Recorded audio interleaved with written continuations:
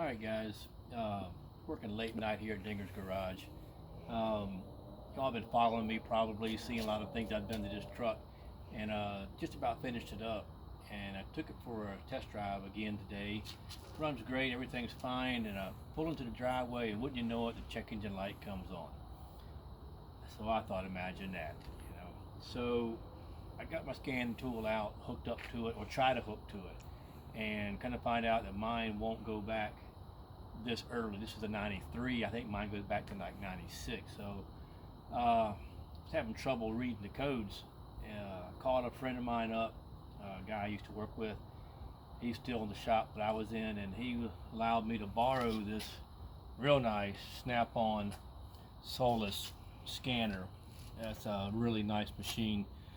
A lot more expensive than anything you're gonna find in Dinger's Garage, I can guarantee you that. But it was able to go back to this older model. Brought it up. It verified that the E.G.R valve was failing, wasn't working properly. Here's your E.G.R valve. Of course, exhaust gas recirculation, E.G.R. And it has exhaust gas coming up from the exhaust manifold into here, and it helps reburn into the intake, helps recycle some of the exhaust, better emissions. And this motor was burning some oil initially, and so you get a lot of carbon coming up through here, and it carboned up, and what happened, the E.G.R valve was stuck, wasn't working properly. You have a sensor right here that reads when it moves in and out, and the scan tool said it wasn't working properly. So I actually, before I did anything, I took a vacuum hose straight off the manifold, plugged it straight into here, full manifold vacuum, and the E.G.R valve didn't budge. So I knew it was stuck. So I went ahead and took it off, a couple of 10mm bolts, and I actually have my 10mm sockets, and one large one back here.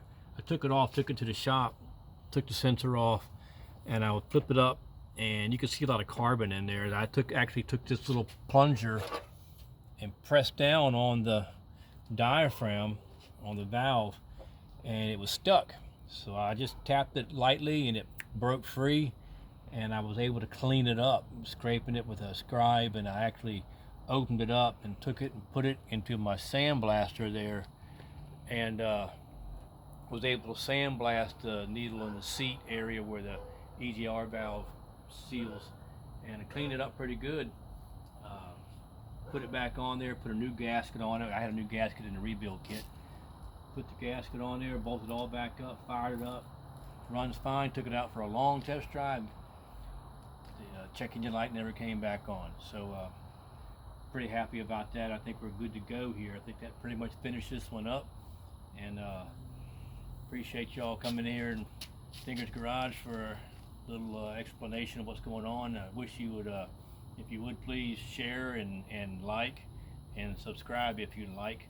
Appreciate that. And come on back again. There'll be more videos here at Dinger's Garage.